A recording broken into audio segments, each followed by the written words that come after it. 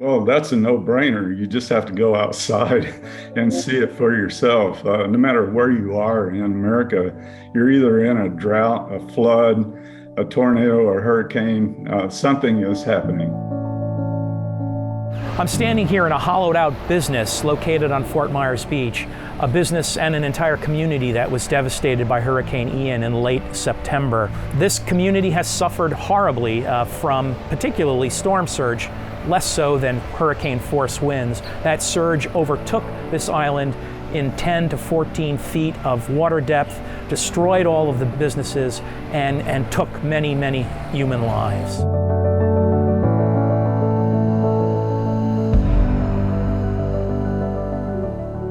Why are we having climate change? We're having it because we've had centuries of development where the production of energy was from carbon sources, coal, oil, and gas. It allowed us to build a wonderful economy that we all benefit from. But that release of carbon into the atmosphere has accelerated the impacts that we are now experiencing. We're not just looking at how much sea level has risen on average. We're looking at the impacts on soil. We're looking at the impacts on one flower or plant species in the Sierra Nevada mountains, marching up that mountain. And we're thinking, well, why is it doing that? Well, it's because climate is changing. We should have started 40 years ago. By stopping everything now won't end the problem. We're in for it. If we don't end it, it's going to be more and more and more beyond those levels. When asked what the top challenges are for our region, the variable precipitation and definitely the heat. It's going to get really hot here, and heat kills people. Workers that are exposed to outdoor environments in the daily basis, that varies from construction workers to farmer workers. So everywhere in Florida, we are facing those impacts.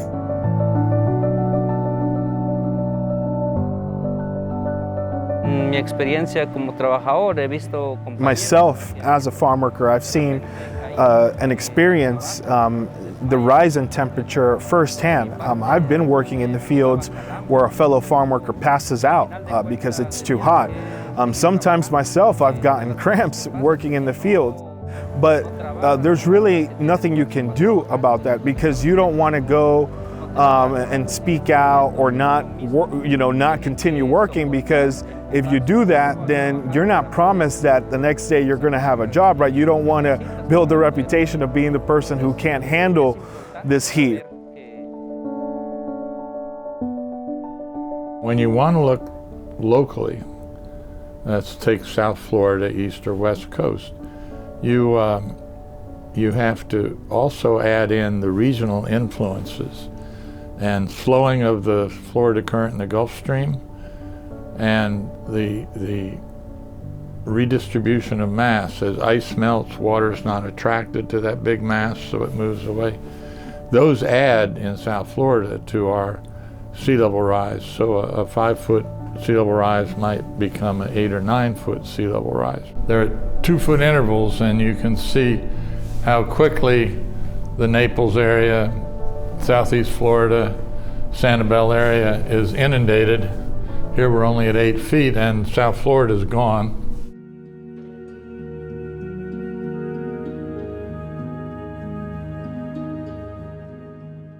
A couple of the consequences of warming of the planet is an increase in sea level. Ice and glaciers melt, the volume of the oceans increases, and that causes high tides to become higher over time. The ocean has a great capacity to expand its volume and flood major portions of land. In addition, warming oceans fuel tropical storms and hurricanes. The warmer the water, the more intense the storms, the slower those storms move, so the greater impact they're likely to have on coastal communities. When you have a high tide because sea level has risen and you put storm surge on top of that, the capacity to flood and inundate a community becomes even greater. So it's that synergistic effect of sea level rise and storms that worries coastal communities around the planet, particularly here for us in Florida. We can see on the landscape as we move forward into the future where storm surge on top of sea level rise is likely to occur. And the maps are showing you those kinds of scenarios. The colors represent the extent and depth of flooding as we move forward into the future. The hotter the colors, the deeper the inundation. So we've replayed Ian's track and characteristics through that model, and that model then produced some pattern of storm surge and flooding depth around the Southwest Florida landscape. And you can compare what nature dealt us against what the model hindcasted, and the match was remarkable. So this tool that we now have in our hands here in Southwest Florida can be quite valuable in predicting, again, the impact of future storms with respect to surge and flooding. There will be portions of our landscape that will become uninhabitable. There'll be places on our landscape that may require communities to pack up and move and relocate.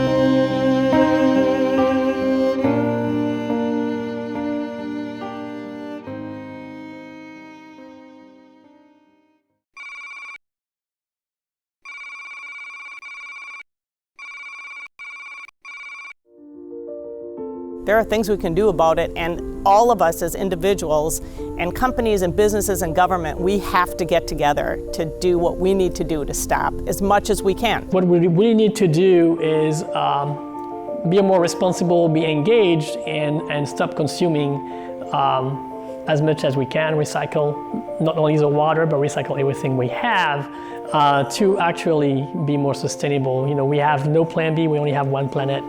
We're not gonna go to Mars anytime soon and mess up another planet. We should aggressively go after this right now.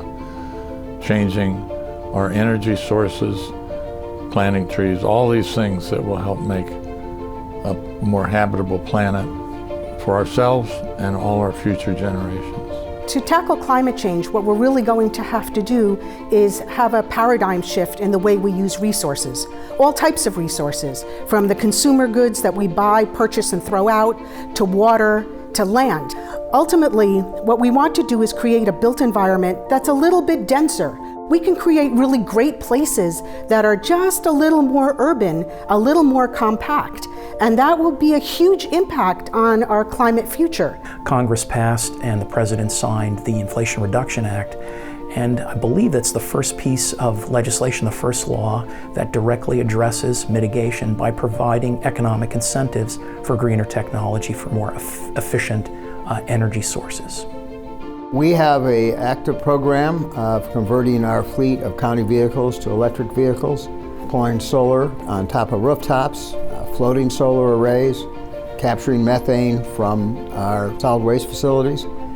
Everything we can do to reduce our carbon emissions. We've been involved in a couple projects around environment the last couple years. One of them that we're very proud to be part of is Climate Solutions, where we're in collaboration along with the Collaboratory, FGCU, the Conservancy, and Eco America.